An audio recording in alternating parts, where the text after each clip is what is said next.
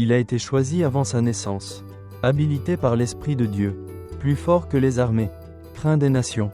Mais quelle que soit la force d'un homme, sans soumission à Dieu, cela équivaut à une faiblesse. C'est l'histoire vraie de Samson, un homme que Dieu a doté d'un pouvoir inhabituel, un homme d'amour téméraire et de trahison déchirante. Mais même dans sa chute, Dieu lui a accordé la rédemption. Remontons le temps, à une époque où les Israélites étaient sous la domination des Philistins pendant 40 ans. Oui, 40, pas 4, pas 14.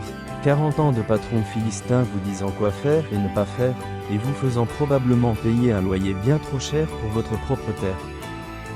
Dans les collines paisibles de Tsoréa vivait Manoah, de la tribu de Dan, et sa femme. Bien que mariés depuis longtemps, ils n'avaient pas d'enfants, car la femme de Manoah était stérile. Un jour, alors qu'elle vaquait à ses occupations, soudain, un ange du Seigneur lui apparut, assis dans un champ. Ange, rayonnant. Félicitations, tu vas avoir un fils. Elle fut si surprise par ce message qu'elle pouvait à peine parler, mais avec des lèvres tremblantes, elle murmura. C'est moi ? Je sais, tu n'as pas pu avoir d'enfant, mais ça va bientôt changer. Juste ceci, tu ne dois pas boire de vin, ne pas manger d'impureté, et ne même pas penser à lui couper les cheveux. Ce garçon sera le serviteur spécial de Dieu, un naziréen de naissance. Il commencera à sauver Israël des Philistins. La femme de Manoah, encore en train de réfléchir. Elle court pour retrouver Manoah, qui est un peu étourdi par ce qu'elle a dit. Un ange vous est apparu ? Vous a-t-il laissé des instructions ? Oui, je ne mangerai rien d'impur, je ne boirai pas de vin, et nous ne couperons pas les cheveux de l'enfant dès sa naissance.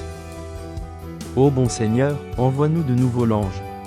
Dieu exauça sa prière et l'ange apparut de nouveau à sa femme. Elle alla appeler Manoah, et l'ange leur répéta le message. 9 mois plus tard, la femme de Manoah donne naissance à un fils. Il le nomme Samson. Le garçon grandit, fort et sauvage, et ses cheveux poussent très longs. L'Esprit de Dieu agit en lui dès son enfance. Le jeune Samson grandit et devint bientôt un jeune homme. Un jour, Samson, devenu adulte, se rendit à Timna et aperçut une Philistine, une belle jeune femme. Il était convaincu d'avoir vu la plus belle fille du monde et il la désirait à tout prix. Samson, faisant irruption dans la maison. « Maman, papa, je n'oublierai jamais ce jour de toute ma vie. J'ai vu la plus belle fille du monde, et elle m'a dit que j'étais le plus bel homme qu'elle ait jamais vu. C'est elle que je vais épouser. Elle est Philistine. » Manoah, presque s'étouffant. « Un Philistin, mon fils, ne peux-tu pas trouver une gentille Israélite ? Nous savons que beaucoup d'entre elles t'aiment. Par exemple, Myriam ? Non, c'est elle, crois-moi, c'est une union parfaite. Quand tu la verras, tu seras convaincu qu'elle est celle qu'il te faut. Prends-la moi. » Il ne savait pas que Dieu agissait même à travers les choix fous de Samson. En route pour rejoindre sa future belle famille, Samson est attaqué par un lion. Oui, un lion, pas un chat errant. Le chemin menant à Timna serpentait à travers vignes et collines rocailleuses. Le soleil brillait, mais les ombres sous les vignes étaient longues et fraîches. Samson marchait seul, le seul bruit étant celui du gravier sous ses pieds et le bourdonnement lointain des abeilles. Soudain, l'air se figea. Derrière un fourré, un grognement sourd et guttural rompit le silence. Samson se figea. Un lion bondit hors de l'ombre. Jeune mais adulte, la crinière dorée hérissée et les yeux brûlants de faim. Samson, retenant son souffle, les yeux écarquillés. « Très bien, Seigneur, s'il y a un bon moment pour demander de l'aide, c'est maintenant. » Le lion rugit, ses muscles ondulants sous son attaque. Le cœur de Samson battait fort, mais à cet instant, quelque chose surgit en lui, une force qui n'était pas la sienne, une force aussi violente que le vent. L'Esprit du Seigneur agita puissamment sur lui. Le lion bondit. Samson fit un pas de côté, attrapa sa crinière et lutta contre la bête à main nue. Tous deux s'écroulèrent sur le sol poussiéreux, leurs griffes grattant le bras de Samson, leurs dents claquant dangereusement près. Samson, serrant les dents, « Pas aujourd'hui !»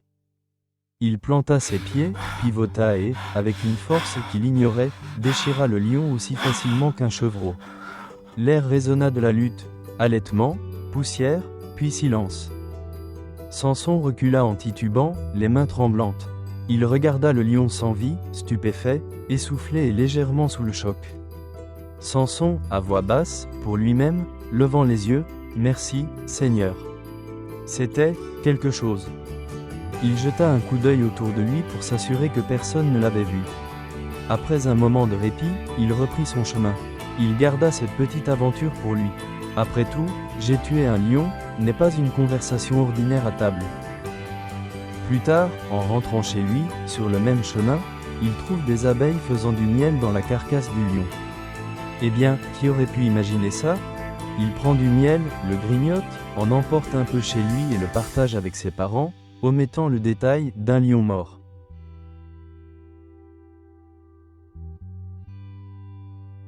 Les parents de Samson rencontrèrent ceux de la jeune Philistine, et la date du mariage fut fixée. 30 Philistins furent choisis par la famille de la jeune fille pour accompagner Samson au festin. Le jour du festin de noces arriva, une grande fête à Timna. Les tables grondaient sous les plats d'agneaux rôtis, de figues et de gâteaux au miel. Rire et musique emplissaient l'air tandis que les invités, Philistins comme Israélites, se mêlaient sous des guirlandes de lanternes. Samson, vêtu de ses plus beaux atours, avait tout du fier marié, mais ses yeux pétillaient de malice. Samson, debout pour s'adresser à la foule, tenant une coupe. « Mes amis, puisque vous, les Philistins, aimez les compétitions, amusons-nous un peu. J'ai une énigme pour vous. Résolvez-la avant la fin du festin, et je vous donnerai à chacun un nouvel ensemble, 30 vêtements. Mais si vous n'y parvenez pas, vous me devrez la même chose. Qu'en dites-vous » Invité Philistin numéro 1, faisant un clin d'œil à ses amis. Philistin numéro 1, on accepte, mais ne nous facilitez pas la tâche. La dernière fois que j'ai résolu une énigme, ma grand-mère avait encore ses dents de lait. Rires généraux. Philistin numéro 2, et pas de questions pièges sur les coutumes israélites, d'accord? Écoutons, Samson. Samson sourit, prend une gorgée théâtrale et récite. Du mangeur, quelque chose à manger.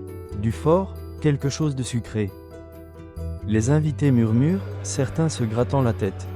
Philistin numéro 3, donnant un coup de coude à son voisin, est-ce une de ces énigmes du genre qui marche à quatre pattes le matin? Philistin numéro 1, non, non, je l'ai déjà entendu. La réponse est du fromage. C'est toujours du fromage. Samson, en riant, pas cette fois. Narrateur. Le festin continuait. Chaque jour, les invités se rassemblaient dans les coins, discutant des réponses possibles. Philistin numéro 2, bon, réfléchis. Qu'est-ce qui est fort et doux? Mon oncle après avoir bu trop d'hydromel? Philistin numéro 3, c'est peut-être une ruse. Peut-être que la solution est le temps. Ou l'amour. Ou, je ne sais pas, les collecteurs d'impôts. Les invités rient, certains lèvent les yeux au ciel.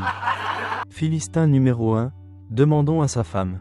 Elle doit savoir, aucun homme ne cache quelque chose à sa nouvelle épouse. La femme de Samson, l'air mal à l'aise, essaie de les distraire. La femme de Samson, tu devrais peut-être simplement profiter du festin. As-tu goûté les gâteaux aux figues? La femme de Samson, plus tard, seule avec Samson. La femme de Samson, boudeuse, tu ne m'aimes pas. Si tu m'aimais, tu me donnerais la réponse. Tu as posé une énigme à mon peuple, mais tu ne m'as pas donné la réponse. Samson, taquinant. Je n'en ai parlé ni à ma mère ni à mon père non plus. La femme de Samson, mais je suis ta femme. Ne suis-je pas plus importante pour toi que tes parents? Narrateur. Les jours passèrent. La femme de Samson pleurait, implorait et suppliait, les yeux rougis par les larmes, jusqu'à ce que Samson ne puisse plus le supporter. D'accord, d'accord. Voici le secret. J'ai tué un lion, et plus tard, j'ai découvert que des abeilles avaient fabriqué du miel dans sa carcasse. Du mangeur, le lion, est sorti quelque chose à manger, du miel. Narrateur.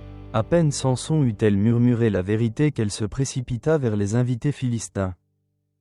Philistin numéro 2, à voix basse, tu l'as eu? Dis-nous que tu l'as eu. La femme de Samson, chuchotant, c'est du miel. Du miel d'un lion. Philistin numéro 1, un lion? Quelle énigme est-ce? Philistin numéro 3, chut, fais juste semblant d'être surpris. Le dernier jour, alors que le soleil se couchait, les invités se sont rassemblés autour de Samson, essayant d'avoir l'air décontracté.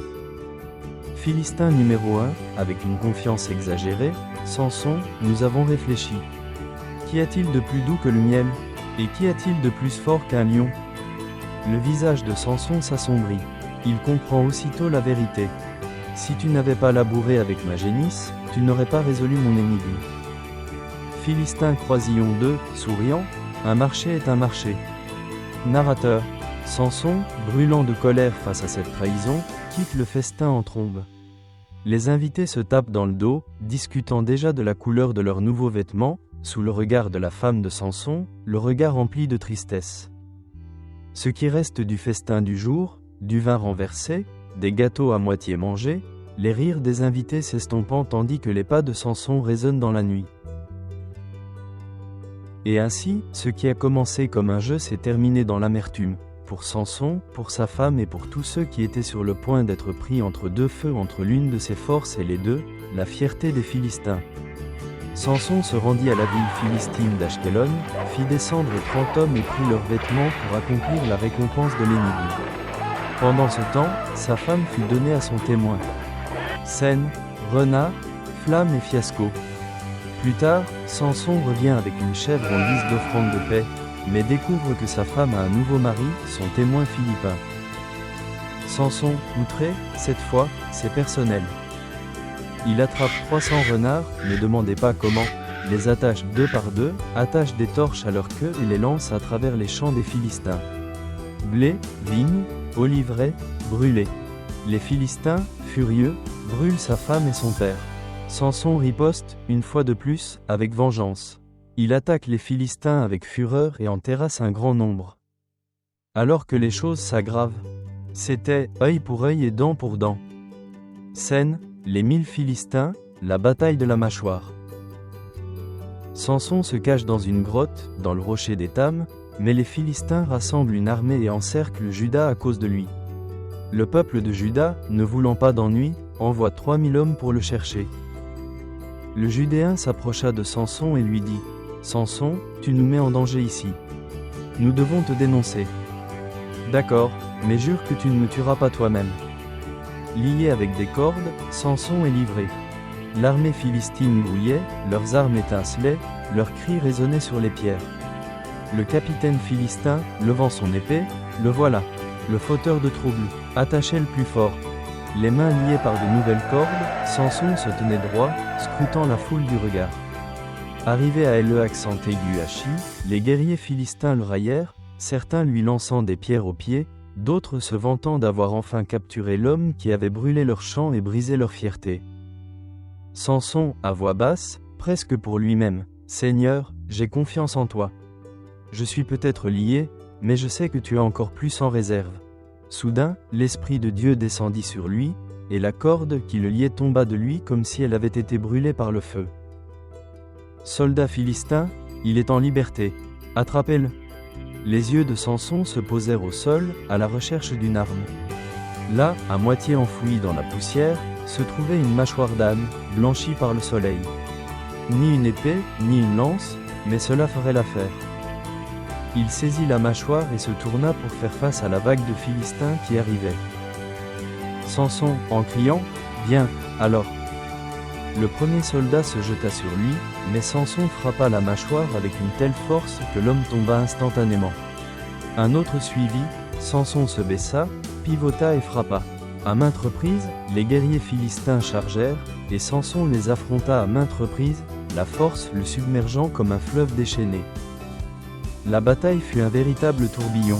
La poussière tourbillonnait, le métal claquait, les cris de guerre s'interrompaient. La mâchoire étincelait au soleil, renversant casque et bouclier, et faisant trébucher les hommes. Capitaine philistin, criant des ordres, la voix brisée : « Encerclez-le, ne le laissez pas s'échapper. » Mais Samson se déplaçait comme une force de la nature, esquivant, frappant, sans jamais ralentir. Un par un, les Philistins tombèrent, jusqu'à ce qu'un millier d'hommes soient dispersés sur la colline. Finalement, alors que le silence s'installait sur le terrain, Samson se tenait seul, le front ruisselant de sueur, la mâchoire toujours serrée dans sa main. Le sol était jonché d'armes et de boucliers, l'écho du combat résonnant dans l'air immobile. Samson, reprenant son souffle, criant vers le ciel : « Avec une mâchoire d'âne, j'ai abattu 1000 hommes. » Lorsqu'il eut fini de parler, il jeta la mâchoire, et le lieu fut appelé Rama tel accent aigu Hachi. Samson se sentit soudain assoiffé et épuisé, mais il n'y avait aucune source d'eau. Il cria à Dieu, « Seigneur, tu m'as donné cette victoire. Vais-je mourir de soif ici maintenant ?» Et à cet instant, Dieu ouvrit un trou dans le sol. De l'eau fraîche jaillit, et Samson tomba à genoux, buvant abondamment, ranimé par la main de celui qui l'avait appelé à la grandeur.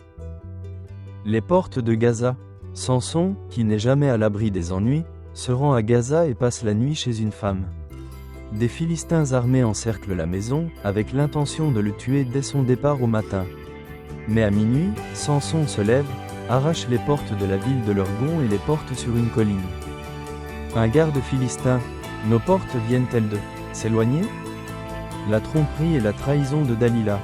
Samson tombe alors amoureux de Dalila, une jeune femme très séduisante, capable de charmer les rayures d'un zèbre. Les chefs philistins lui font une offre simple. Découvrez son secret et nous vous enrichirons. Delilah et c'est tout. Samson chéri, qu'est-ce qui te rend vraiment si fort ? Sourire narquois, des cordes d'arc neuves. Si tu m'attaches avec ça, je perdrai toute ma force. Dalila l'essaya. Samson dut s'assoupir, car elle l'attacha avec des cordes neuves.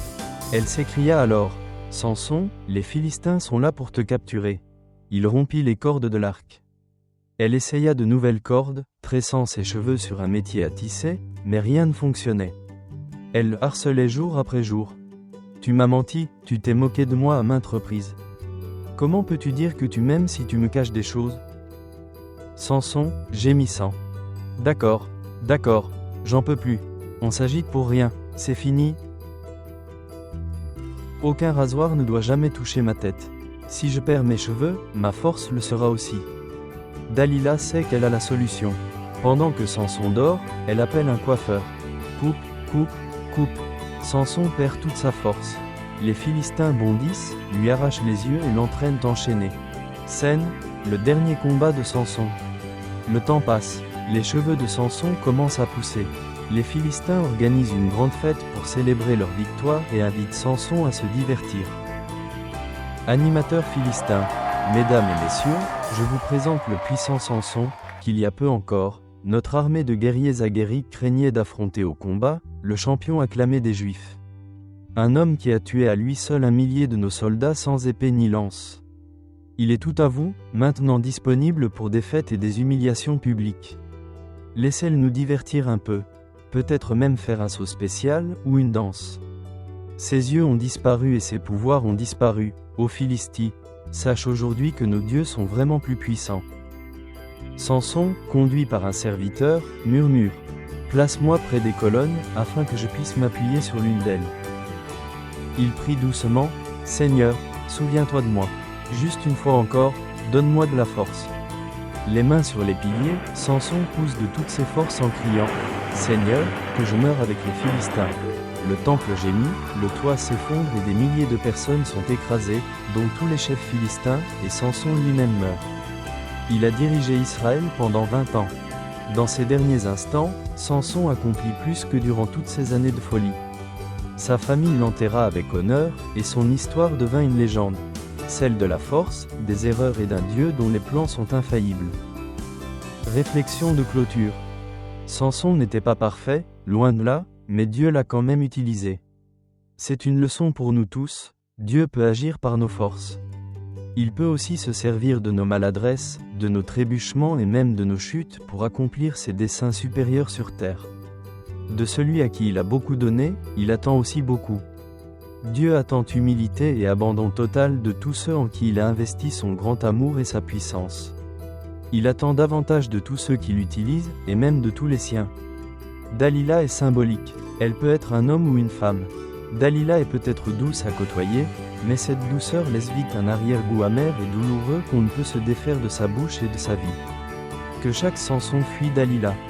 Si vous souhaitez plus d'aventures bibliques pleines de cœur, d'humour et de héros aussi imparfaits que nous, n'oubliez pas de vous abonner, d'activer la cloche et de partager ces histoires avec votre famille. Merci de votre attention, et n'oubliez pas, Dieu aime utiliser des gens ordinaires pour des choses extraordinaires. Merci d'avoir regardé. Abonnez-vous à notre chaîne. Abonnez-vous maintenant. On en a besoin, s'il vous plaît. Abonnez-vous, aimez et partagez.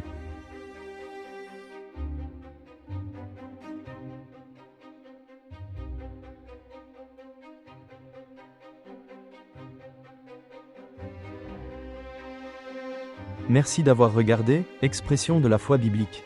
N'oubliez pas d'aimer, de vous abonner et de partager l'épisode avec vos proches. Ayez la foi.